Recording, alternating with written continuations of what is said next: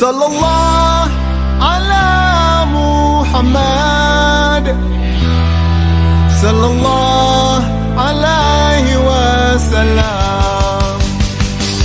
Iya, Nabi rindu kita. Rindu? Banyak mana? Banyak ni tak?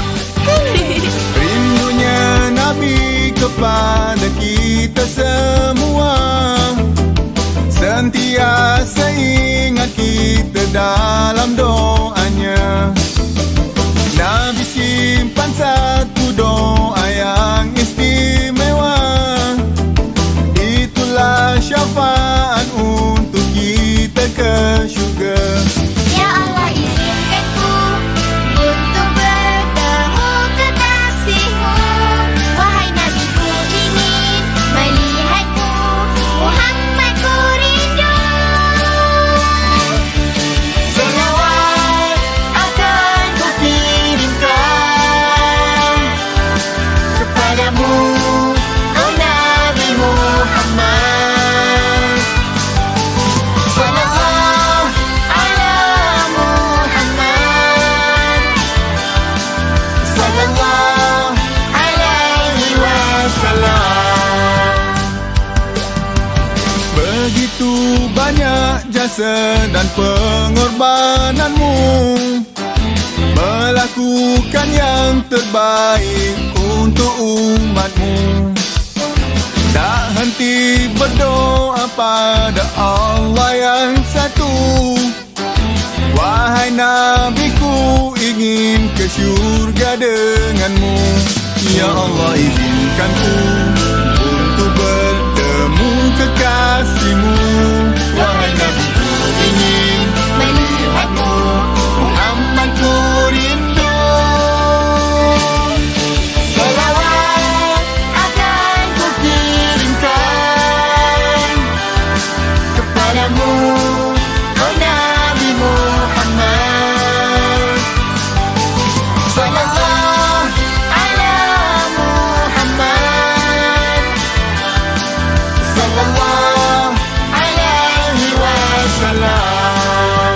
Sabda Nabi pagi ialah, mereka yang beriman kepadaku, biarpun tak pernah bertemu, mereka yang sangat aku.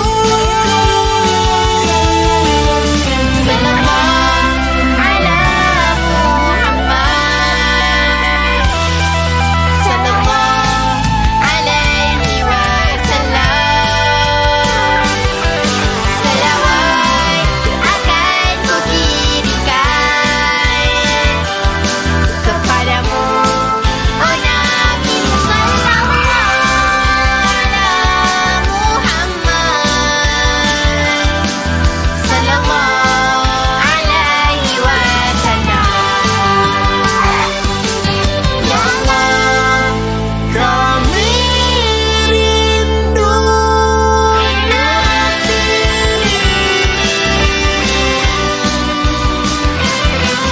temukan kami di surga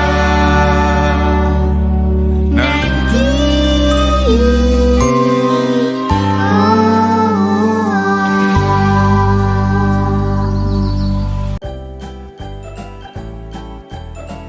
Hai, Assalamualaikum semua. Bertemu kembali kita di dalam pembelajaran yang seterusnya. Macam mana dengan lagu tadi? Best kan? Kawan-kawan rindu tak dengan Nabi Muhammad sallallahu alaihi wasallam? Jika rindu, marilah kita sama-sama selawat ke atas Nabi. Allahumma shalli ala Muhammad wa ala ali Muhammad. Dan marilah sama-sama kita mengamalkan sunnah Nabi. Apa yang dimaksudkan sunnah? Mari saya terangkan. Sunnah ialah sesuatu yang bersumberkan daripada Nabi Muhammad sallallahu alaihi wasallam dalam bentuk ucapan, perbuatan, sifat serta akhlak yang diberitakan oleh sahabat baginda. Mari kita lihat contoh-contoh sunnah Rasulullah. Contohnya seperti menjadi anak yang soleh, sentiasa membaca Al-Quran, menuntut apa-apa saja ilmu yang baik, menghormati orang tua, bercakap perkara-perkara baik dan berbakti kepada kedua ibu bapa. Nabi juga suka menjaga kebersihan, maka kita ikutlah cara Nabi menjaga kebersihan diri, tempat tinggal dan juga persekitaran. Seterusnya menutup aurat dan menggunakan tangan kanan. Setiap pekerjaan dan perlakuan yang kita buat, kita gunakanlah tangan kanan seperti mana Nabi Muhammad SAW. Seterusnya ialah mengasihi ibu bapa dan menghubungkan silaturahim sesama kita. Nabi tidak suka umatnya yang suka bermusuhan dan pergaduhan. Mari kita lihat dalil nakli yang berkaitan berpegang dengan sunnah Rasulullah. Bismillahirrahmanirrahim. Wa ma atakumur rasulu fahuzu wa ma nahakum anhu fantahu. Sadaqallahul azim. Mari kita dengar lagi sekali dan baca bersama-sama kawan-kawan supaya kita dapat membaca dalil ini dengan betul dan tepat.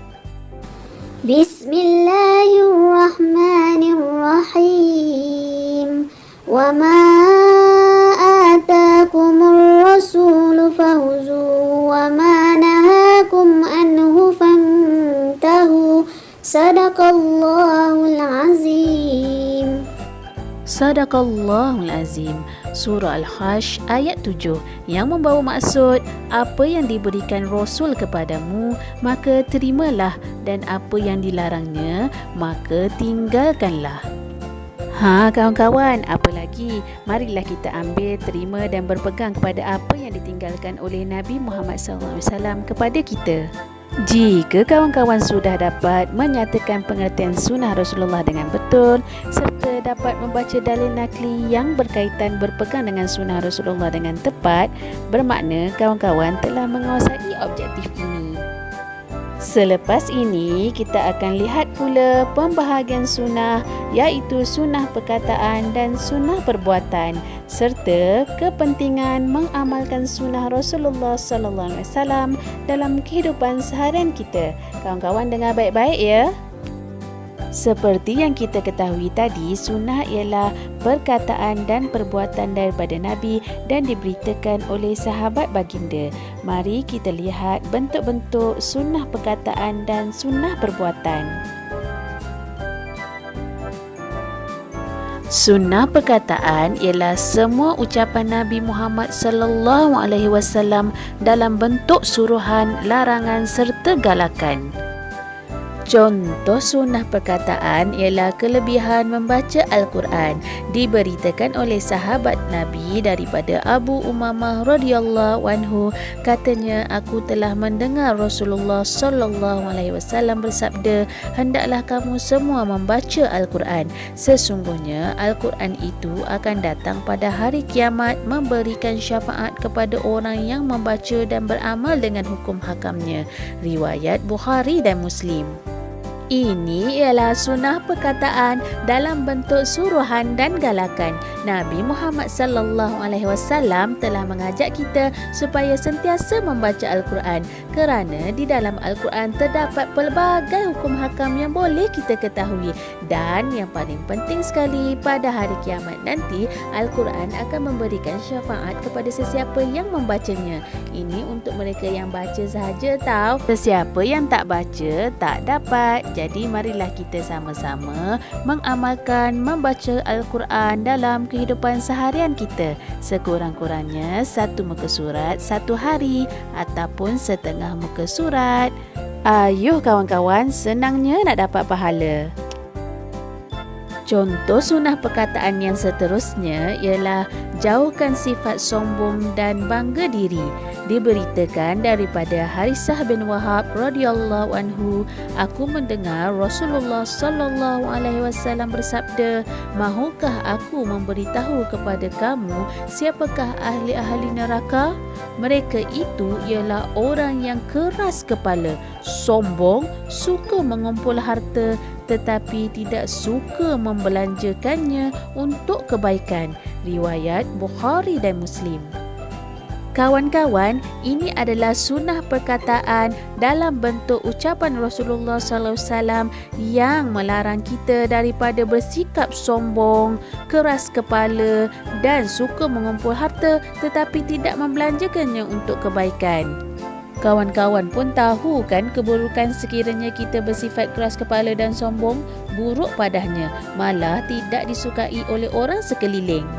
Itulah tadi contoh sunnah perkataan, iaitu ucapan Nabi Muhammad sallallahu alaihi wasallam dalam bentuk suruhan, larangan dan ucapan. Diharap kawan-kawan faham apa yang dimaksudkan dengan sunnah perkataan. Sekarang mari kita lihat sunnah perbuatan. Sunnah perbuatan ialah segala perbuatan Nabi Muhammad sallallahu alaihi wasallam yang disampaikan oleh para sahabat baginda. Mari kita lihat contoh sunnah perbuatan. Yang pertama, mengutamakan anggota kanan.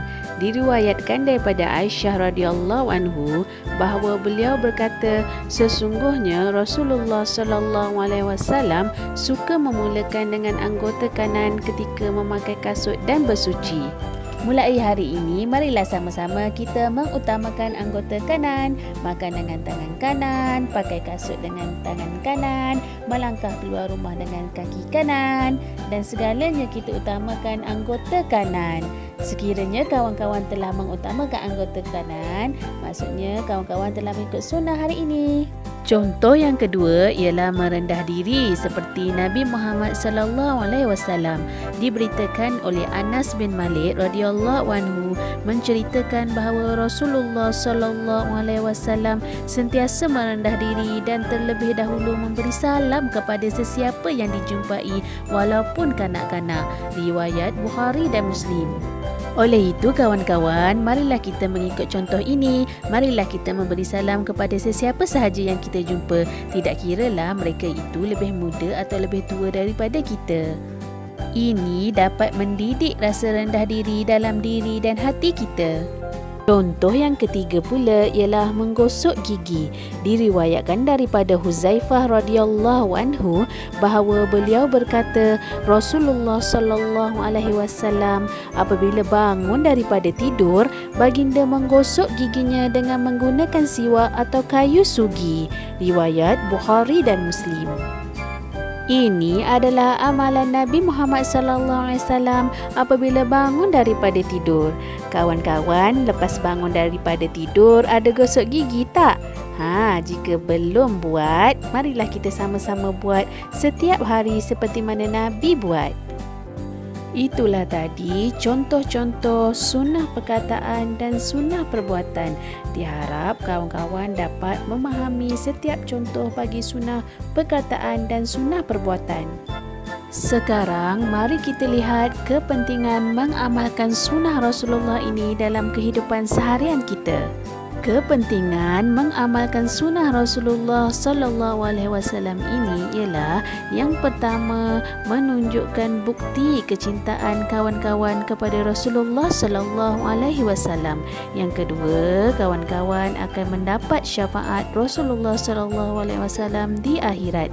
Yang ketiga, kawan-kawan terhindar daripada melakukan perkara yang dimurkai. Dan yang keempat, dapat membantu kawan-kawan berperibadi mulia. Yang kelima, menjadikan diri kawan-kawan lebih beristiqamah dalam ibadah. Lah tadi kepentingan sekiranya kawan-kawan mengamalkan sunnah Rasulullah.